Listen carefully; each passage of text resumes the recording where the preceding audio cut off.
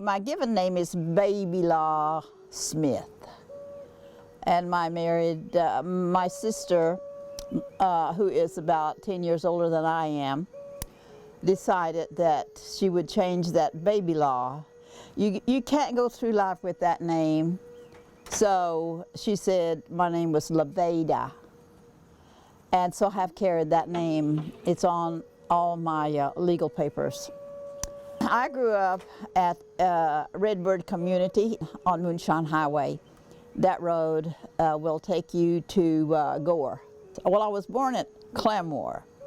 I was the first one out of my mother's 12 children that was born in the hospital. And then I had a younger brother and a younger sister. My father's name was Stokes Smith, and my mother was off of the McCoy people, so she was Lila McCoy Smith. I do not remember the house when I was a baby. That was my grandfather's house my family lived in. I just remember when I was around 2 years old, my father must have decided that he was going to tear that house down and build another house for us a few yards away.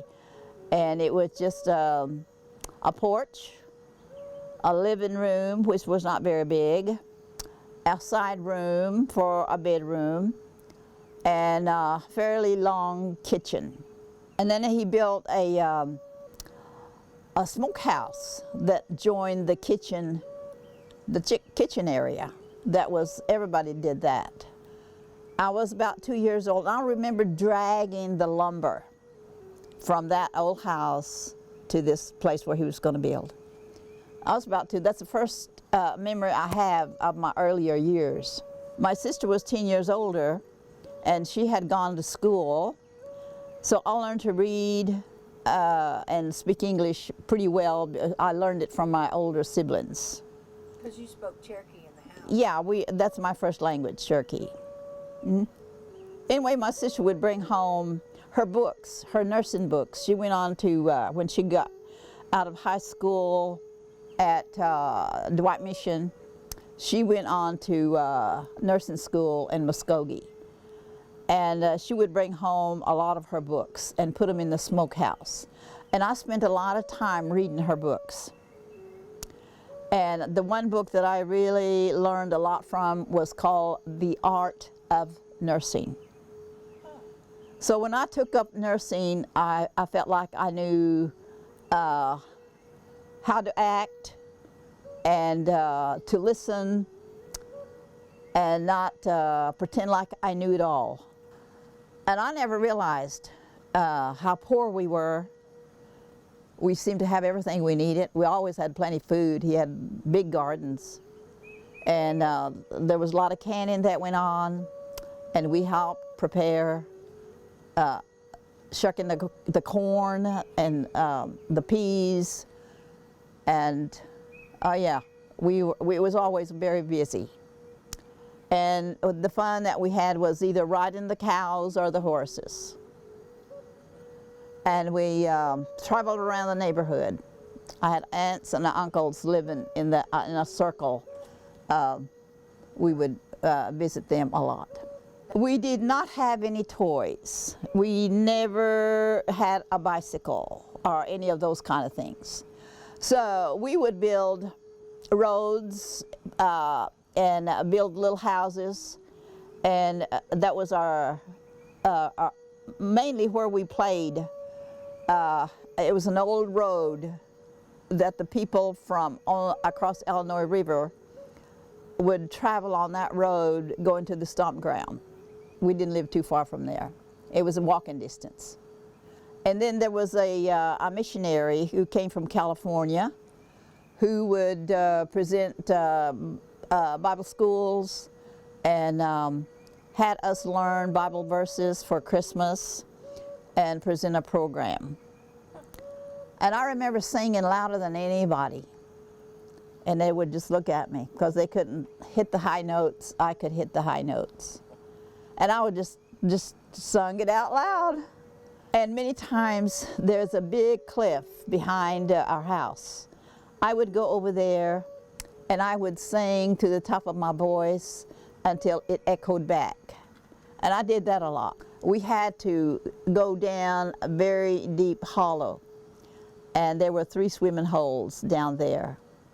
And it was nothing at all to run down there and run back up. And they were deep.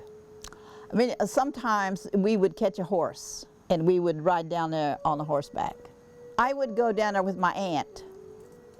She was very old, but she had a side saddle, and she'd go down there on her horse with a side saddle. And I would follow her on foot. And she would fish.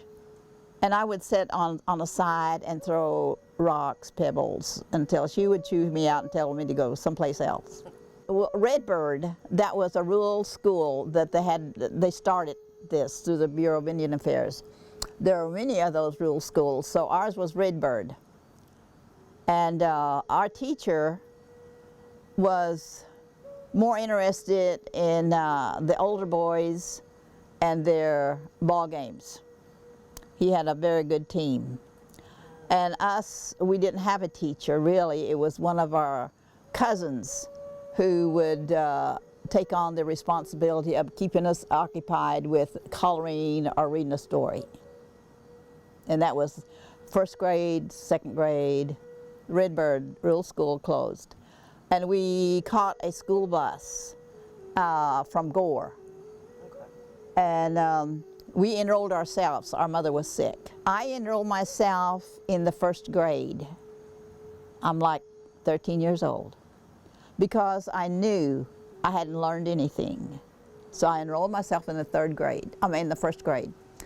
And my cousin, that's about 3 weeks younger than me, and my brother, who is 14 months older than me, they enrolled in the 3rd grade, these 2 guys. They enrolled themselves. They weren't in the 3rd grade very long. They were put back to the 2nd grade. I learned a lot from my sister, older sister, and her books. And yeah, I knew there were things that I had not learned, and I did not mind being 13 years old in the 1st grade. But I traveled on and I passed these guys. She would order chickens, little baby chicks. And that was, people did that to raise their chickens. So she would order them, they'd come in by mail, and she would have a pen waiting for them. And that's where she'd turn them loose, and she had that special water, and she'd feed them. And I was just running around there, and I ran in front of the gate, I guess, and one of those chicks had come out, and I didn't realize, and I just squashed it. And when I realized what I'd done, I just kept going. The primary thing we did was work. There was hardly any play. It was work. A lot of sense of responsibility I picked up, and it carried me through all the years of my life. I will be 85 in October the 21st.